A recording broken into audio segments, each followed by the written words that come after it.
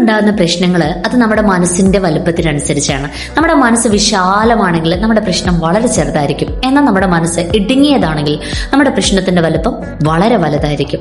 ഒരു പിടി നിറയെ ഉപ്പ് നിങ്ങളുടെ കയ്യിലേക്ക് തന്നിട്ട് ആ ഉപ്പിനെ ഒരു ഗ്ലാസ് വെള്ളത്തിലിട്ട് കുടിക്കാൻ പറഞ്ഞാലും ഒരു ബക്കറ്റ് അല്ലെങ്കിൽ ഒരു വലിയ ചെമ്പിൽ വെള്ളത്തിലേക്ക് ഈ ഒരു പിടി ഉപ്പിട്ട് കുടിക്കാൻ പറഞ്ഞാലും ഏതിനായിരിക്കും ഉപ്പ് രസം കൂടുതൽ?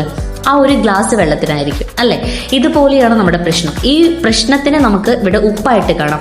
ഈ ഉപ്പിനെ ഒരു ഗ്ലാസ്സിലേക്ക് ഇട്ടപ്പോഴാണ് നമുക്ക് അതിന് ഉപ്പ് രസം കൂടുതൽ. അതുപോലെ തന്നെ നമ്മുടെ മനസ്സ് ഇടുങ്ങിയതാണ്, ഈ ഗ്ലാസ് പോലെ ഇടുങ്ങിയതാണ് എങ്കിൽ നമുക്ക് ആ പ്രശ്നം വലുതായിരിക്കും. നമ്മൾക്ക് ഉണ്ടാകുന്ന ഇമ്പാക്റ്റ്, ആ പ്രശ്നം മൂലം നമുക്ക് ഉണ്ടാകുന്ന ഇമ്പാക്റ്റ് വളരെ വലുതായിരിക്കും. എന്നാൽ നമ്മുടെ മനസ്സ് ആ ചെമ്പ് പോലെ, ഒരു പുഴ പോലെ, ഒരു കടൽ പോലെ, സമുദ്രം പോലെ വിശാലമാണെങ്കിൽ നമ്മുടെ ഉള്ളിൽ ഒരു പ്രശ്നവും സ്ഥാനം കയറില്ല, ഒരു പ്രശ്നത്തിനും ഒരു ഇടവും ഉണ്ടാവില്ല. വളരെ ഫ്രീ ആയിട്ട്, വളരെ ഹാപ്പി ആയിട്ട് നമ്മുടെ